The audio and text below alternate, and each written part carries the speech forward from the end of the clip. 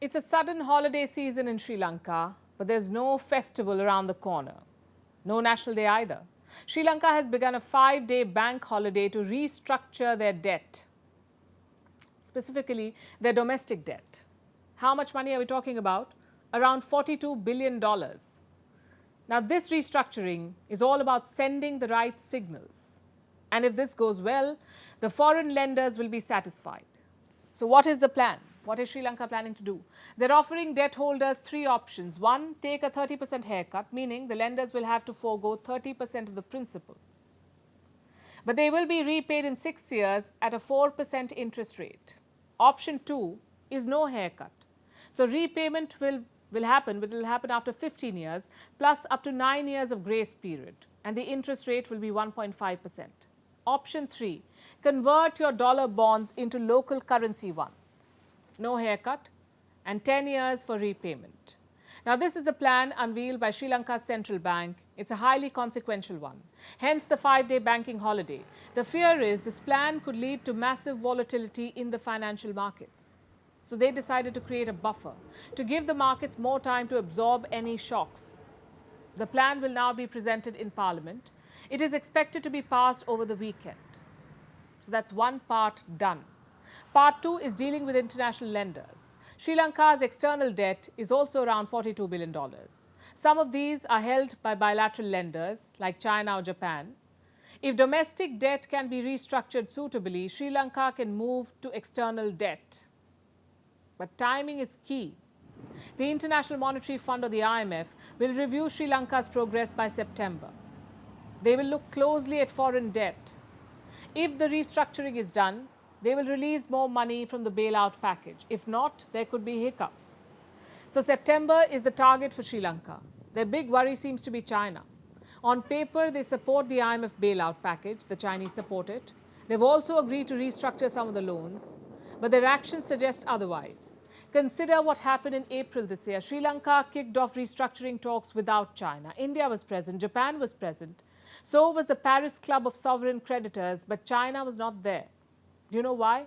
Because Sri Lanka was reportedly fed up with the delays from the Chinese side. They had to rush things, but China was taking it slow. So the question is, will this continue? Sri Lanka's Foreign Minister Ali Sabri is visiting China as we speak. He's also met his Chinese counterpart. Their statement talks about a lot of things. The One China policy, the Belt and Road project, cultural exchanges. But guess what it doesn't talk about? Restructuring China's loans. It's not there.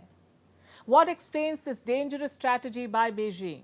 Because if the loans are not renegotiated, the IMF will not release the funds that Sri Lanka wants, which means Sri Lanka's economy could collapse. So what is Beijing up to? Could this be a strategic game to pull Colombo back into its orbit? A simple quid pro quo. We will renegotiate our loans, but you will have to pick us over India. It's quite possible. The foreign minister's statement emphasizes on 2 things, the Belt and Road projects and Chinese investments in Sri Lanka. 2 things that landed Colombo in this debt trap in the first place. Will the current government make the same mistake? Well, President Ranil Wickremesinghe is saying a lot of things. He says Sri Lanka will not become a base to threaten India. He also says there will be no military pacts with China, which is good news for India. At the same time, President Wickremesinghe says his country will be neutral. He won't pick India or China. And that's a downgrade for New Delhi. Sri Lanka has traditionally been their sphere of influence. To go from that to neutrality is a downgrade. But in foreign policy, it's not always about the statements, it's more about the actions. Sri Lanka must think about the rational bet. India has extended financial help worth $4 billion since last year. Plus, it's advocating for Colombo at the IMF. India is batting for Colombo. And what is China doing? Stalling the whole thing.